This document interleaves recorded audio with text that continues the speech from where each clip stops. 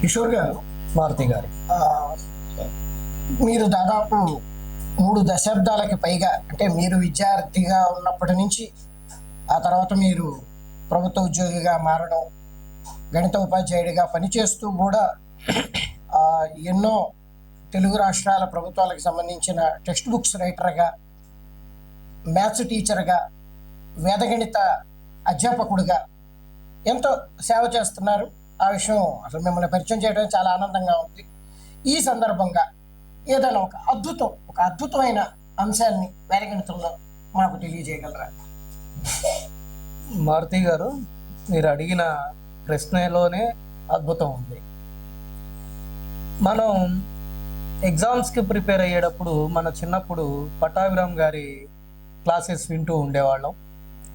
ఆ రోజుల్లో కేంద్రపాలిత ప్రాంతాలని గుర్తుపెట్టుకోవాలి అంటే ఆయన చండీ పాదాల అంట అని ఒక న్యూమోనిక్ చెప్పేవాళ్ళు. చండీ గారు, దాద్రా నగర్ హవేలీ, పాండిచ్చేరి, ఆ ఒక్క లైన్ గుర్తుపెట్టుకుంటే అన్నీ వరుసలో వచ్చేస్తాయి.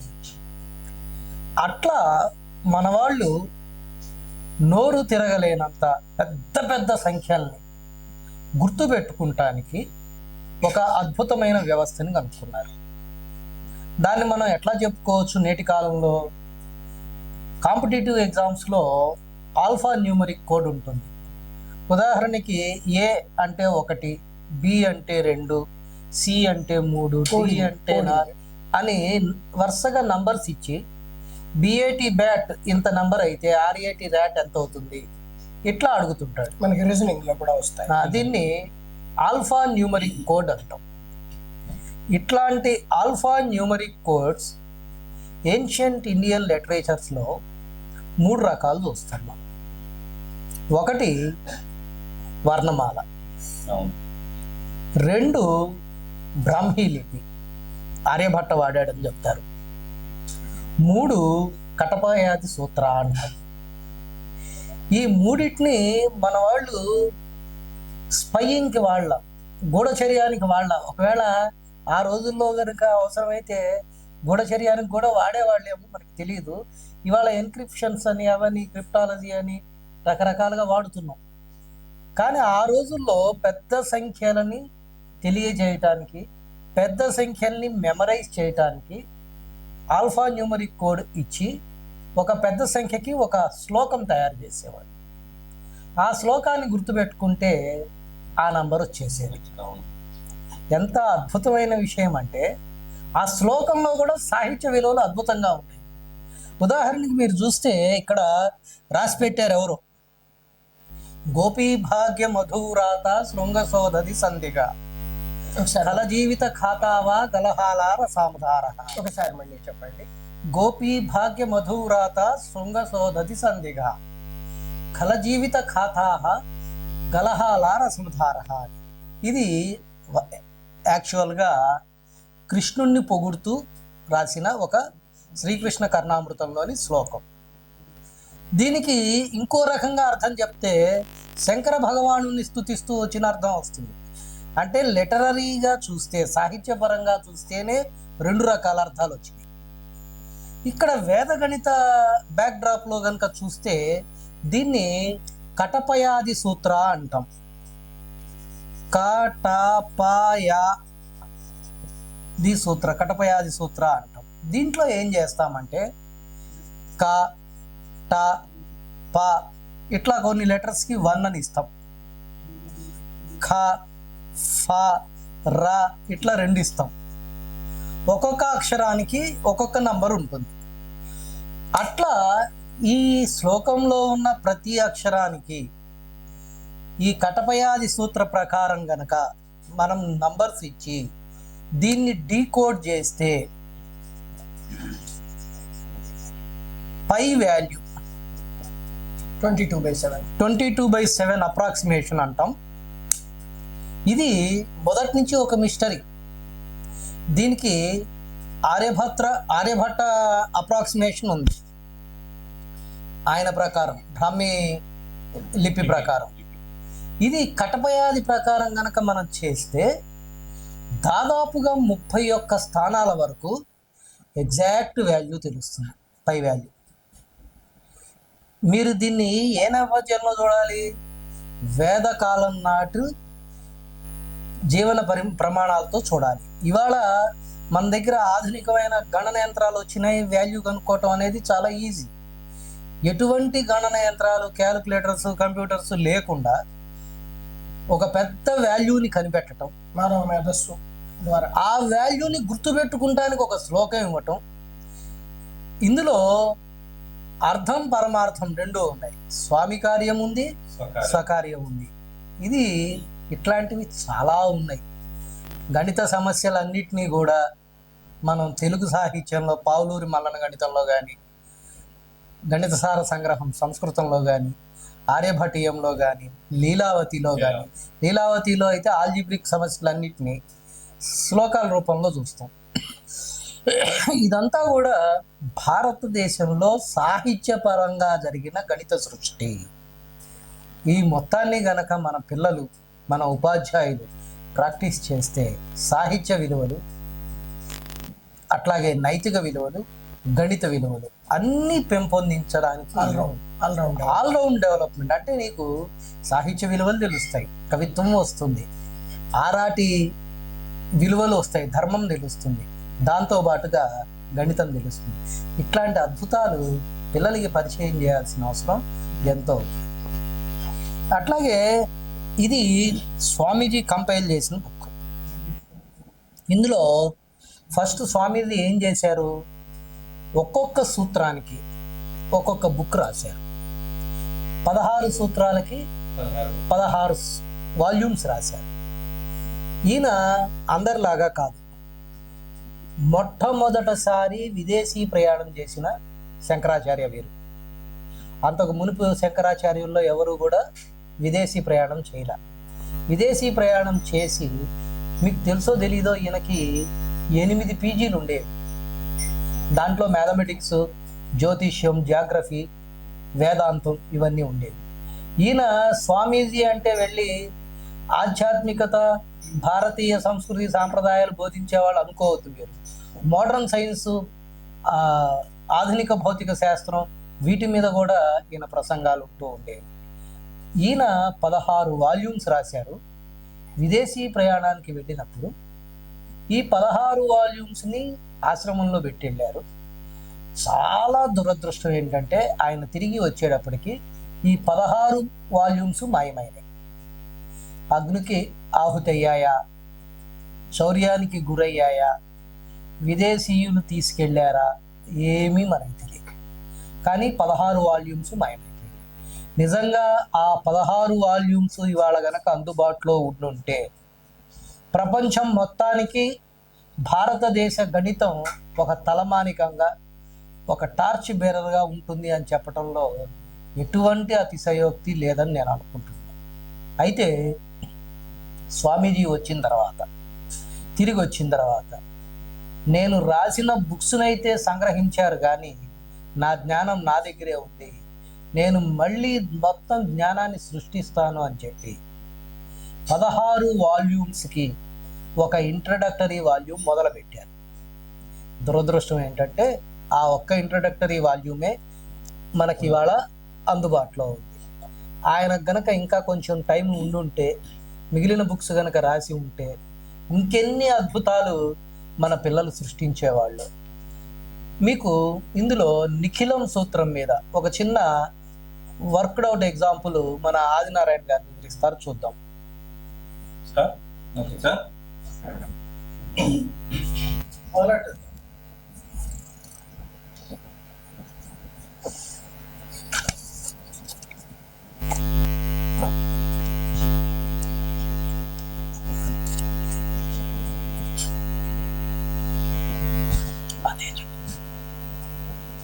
ఆదినారాయణ గారు, సార్ నిఖిలం ఆధారంగా 3 digit 3 into 3 digit into 3 digit okay 3 digits into 3 digit into 3 digit 3 సంఖ్యల నెంబర్లు 3 హెచ్చ వేస్తే వచ్చే లెంత్ ఆన్సరు వేరగణితంలో నిఖిలం ఆధారంగా ఓకే ఎలా చేయాలో మాకు నేర్పుతారా? నేను ఒక నెంబర్ చెప్పండి. Number 992 into 994 into 995. దీని ఆన్సర్ చెప్పమంటారా? ఎరగంటలో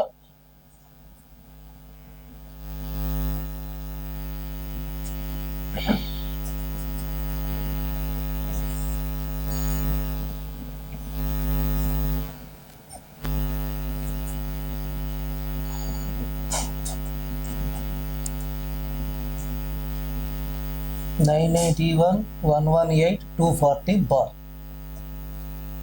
ఎస్. ఓకే, ఇది ఇంటర్మీడియట్ ఆన్సర్. ఫైనల్ ఆన్సర్ ఏంటంటే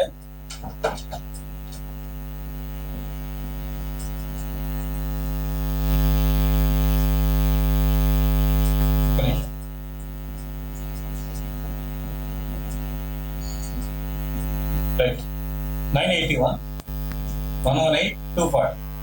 దీన్ని వింకిలం అంటాం. వింకిలం చేస్తే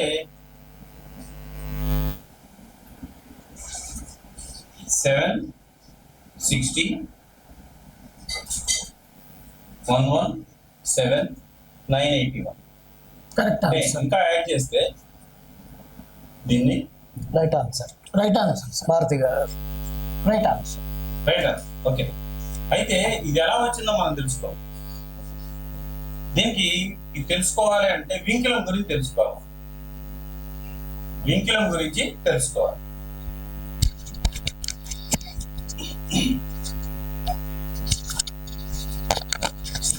వింకిలం ఎలా తెలుస్తుందంటే మనకి ఒక నంబర్ నుంచి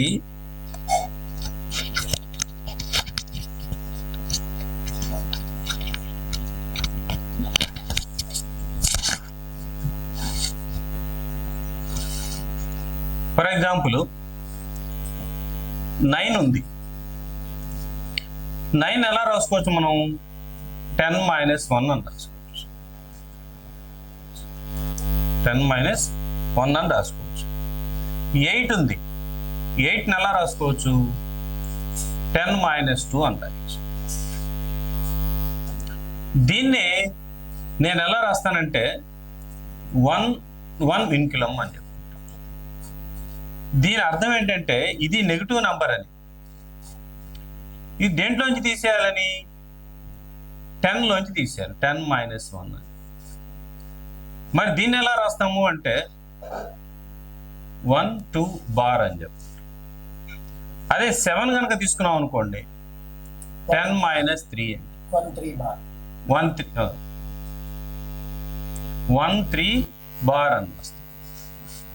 ఇప్పుడు ఫర్ ఎగ్జాంపుల్ 2 డిజిటెడ్ నంబర్లోకి వెళ్దాం. 52 బార్ అని ఉందనుకోండి. అప్పుడు ఏం చేయాలి మనం? 50లో నుంచి 2 సబ్ట్రాక్షన్ చేయాలి. అంటే ఆన్సర్ ఎంత మనకి? 48. అంటే 48ని మనం ఎలా రాసాము? 52 బార్ అని రాసాం. ఓకేనా? సో దీన్ని వింకిలం అని చెప్పంటాం. ఈ వింకిలం వస్తేనే మనం చేయగలం. ఓకే, సరే. ముందుగా ఈ 992 994 995 అని చెప్పి అన్నాం కదా. నియరెస్ట్ 1000 చూసుకుందాం. 3 డిజిటెడ్ కాబట్టి నియరెస్ట్ 100 ఏదైతే 1000 అవుతుంది. అంటే 992. మరి ఎంత తగ్గింది దీనికి? 1000కి 8 తగ్గింది. కాబట్టి ఏం చేస్తాం? -8. 994 దానికి ఎంత తగ్గింది? 994 -6. 995 -5. ఇప్పుడు దీన్ని ఏం చేస్తామంటే ఇది A B C అనుకోండి. దీంట్లో నుంచి ఈ 2 తీసేయండి. అంటే 992 -B -C. అలాగే AB plus BC plus AC ఇది కూడా ఒకటి అనుకుందాం. ఆ తర్వాత దీంట్లో మనకి ABC A into B into C. ఇప్పుడు 992 ఇది చెప్పడానికి మీకు టైం పట్టచ్చు, కానీ తెలిసిన తర్వాత ఈజీగా చేయొచ్చు మీరు, చాలా ఈజీ. ఇప్పుడు నెక్స్ట్ ఇంకోటి చేద్దాం, దాన్ని కూడా మనం చేయొచ్చు. ఒకటి 992 మైనస్ బి అంటే ఎంత ఉందండి? 6 5 11. 6 5 మైనస్ 6 మైనస్ 5 అంటే ఇప్పుడు ఎంత వస్తుంది మనకి? 11. 992 నుంచి ఎంత తీసేసాం మనం? 11 తీస్తే ఎంత వస్తుంది మనకి? 981. నెక్స్ట్ ఏబి, ఈ రెండు మల్టిప్లై చేయండి. -8 into -6 48 plus B into C -6 into -5 30 plus 8 5s 40.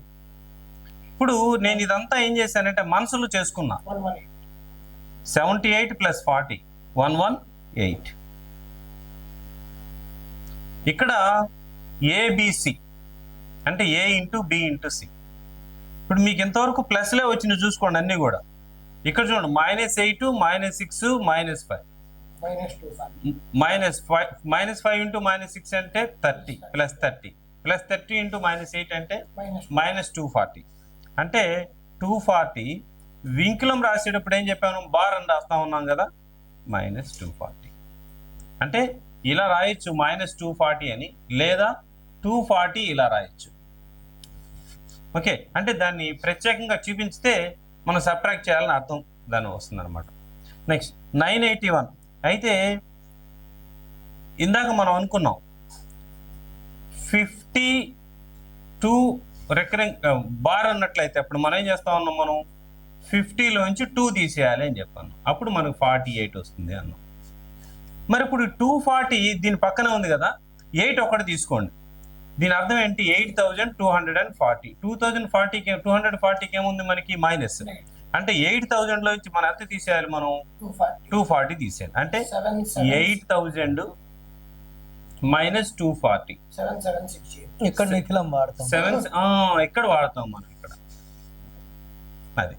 Okay, so 981 11 ఎంత వచ్చింది ఇక్కడ? 760. అంటే టోటల్ ఆన్సర్ ఎంత మనకి? 981 117 760. ఇది నేను మీకు ఎంత చెప్పడం కానీ నేను ఎంతసేపట్లో వేసాను అది మీకు. ఇక్కడ బార్ వాడాల్సిన పని లేదు ఇక మనం. అందుకే దీన్ని ఏమంటే ఇంటర్మీడియట్ ఆన్సర్ అంటావు. దీన్ని ఫైనల్ ఆన్సర్ ఇది నేను చేసింది. నేను చేసుకోగలిగింది ఫస్ట్ అది, తర్వాత దీనికి వచ్చాను నేను. కాబట్టి ఇది ఈజీగా చేయగలిగే ఒక దీంట్లో నిఖిలం సూత్రం ద్వారా చేయగలిగింది మనం. దీన్ని ఇంకొంచెం ఎగ్జాంపుల్ తీసుకొని చెప్తారా? ఇంకో ఎగ్జాంపుల్ ఏం చేద్దాం. 100కి పైగా 100 ప్లస్ ఇందాక మైనస్ వాడారు, ప్లస్ అయినా చేద్దాం. ఇప్పుడు ప్లస్ తీసుకున్నప్పుడు ఏమవుతుందంటే మనకి మీకు ఏబిసిలతో అర్థమైంది కాబట్టి మీకు ఇంకా ఈజీగా అర్థమవుతుంది. ఇప్పుడు మనకి మైనస్ కాబట్టి మనం సబ్ట్రాక్ట్ చేయాల్సిన అవసరం ఏముంటుంది ఇక్కడ మనకి ఇప్పుడు ఈసారి. అంటే వింకులము నిఖిలము ఈ ఉపయోగ అవసరం ఉండదు మనకి ఇప్పుడు. నేను ఒక ఎగ్జాంపుల్ చెప్తాను. చెప్పండి సార్. 101 into 104 into 105. ఇందాక మనం ఏమనుకున్నాము? ఆన్సర్ చెప్పాలి. ముందు ఫస్ట్ ఆన్సర్ చెప్పేసాను మీకు. ఓకేనా? ఎక్స్ప్లెయిన్ చేయమంటారా? ముందు ఆన్సర్ రాయండి. ఓకే.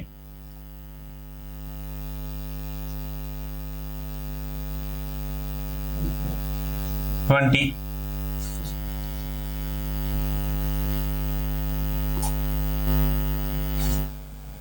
$110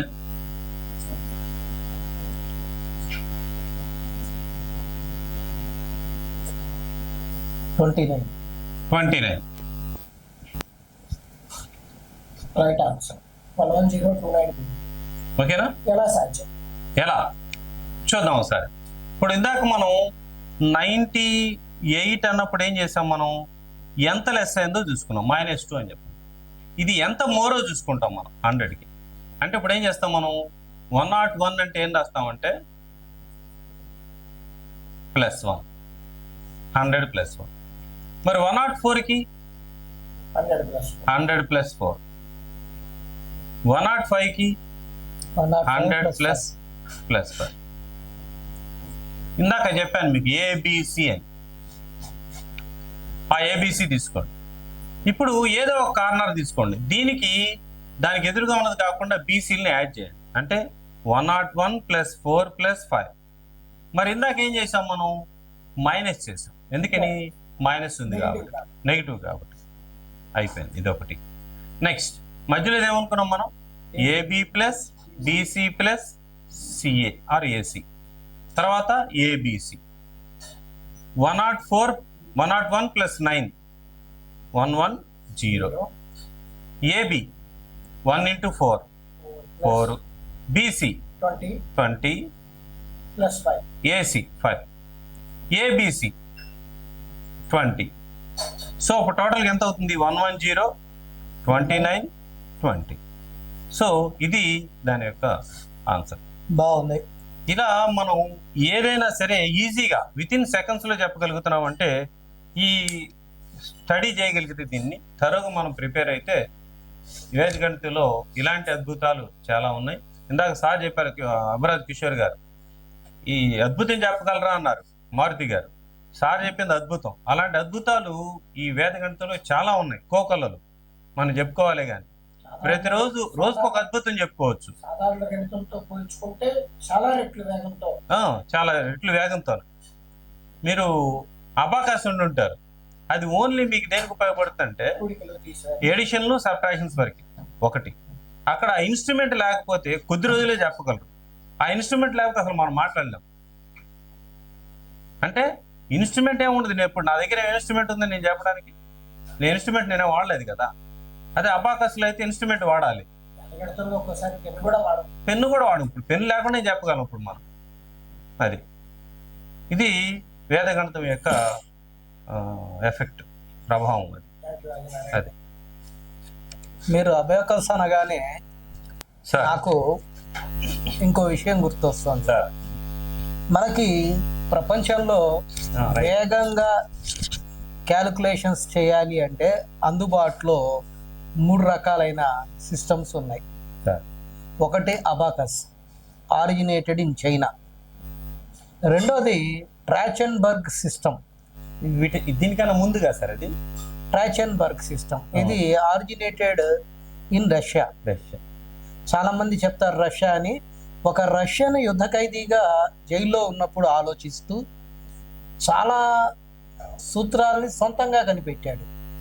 దీన్ని మనం ఎట్లా అనుకోవచ్చు అంటే, వెస్ట్రన్ కమ్యూనిటీలో మ్యాథమెటిక్స్ డెవలప్ అయితే అట్లాంటి అంశాలన్నిటినీ ఎక్కడో మారుమూల గ్రామం కుంభకోణం దగ్గర పుట్టిన రామానుజం లోని రాసిన ట్రిగ్నామెట్రీలో ఉన్న అన్ని అంశాలని మళ్ళీ తిరిగి కనిపెట్టాడు ఆ బుక్ చదవకుండానే.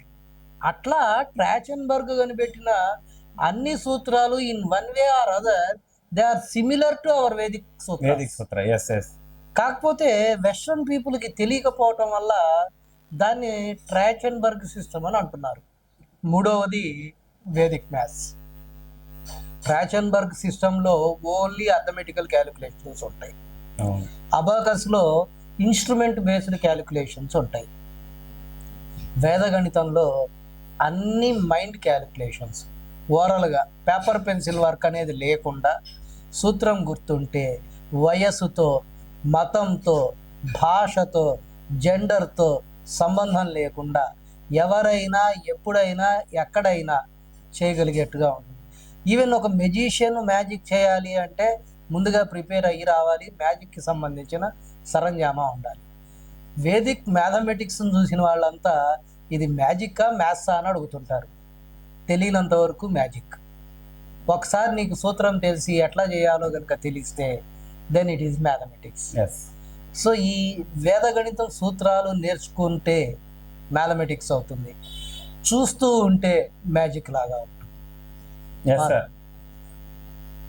అయితే ఇక్కడ వేదిక్ మ్యాథ్స్ అంటే అందరూ సహజంగా ఏమనుకుంటుంటారంటే, చాలామంది స్టూడెంట్స్ ఇది కాంపిటేటివ్ ఎగ్జామ్స్ పనికి వచ్చే అర్థమెటిక్ అనే అనుకుంటుంటారు.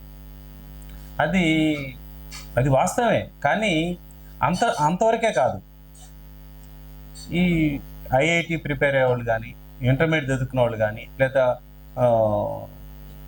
ఇంజనీరింగ్ కాలేజీలో చదువుకున్న వాళ్ళు కానీ, వాళ్ళకి కావాల్సిన మ్యాథ్స్లో మోడర్న్ ఆల్జీబ్రా కానీ, అలాగే పార్షియల్ ఫ్రాక్షన్స్ కానీ, ఇంటిగ్రేషన్ కానీ, ఇంకా డిఫరెన్షియల్ ఈక్వేషన్స్ కానీ, ఇలాంటివన్నీ కూడా ఈ వేదిక మ్యాథ్స్లోనే వితిన్ సెకండ్స్లో కొన్ని సందర్భాల్లో పెన్ను పేపర్ లేకుండా కూడా చెప్పచ్చు.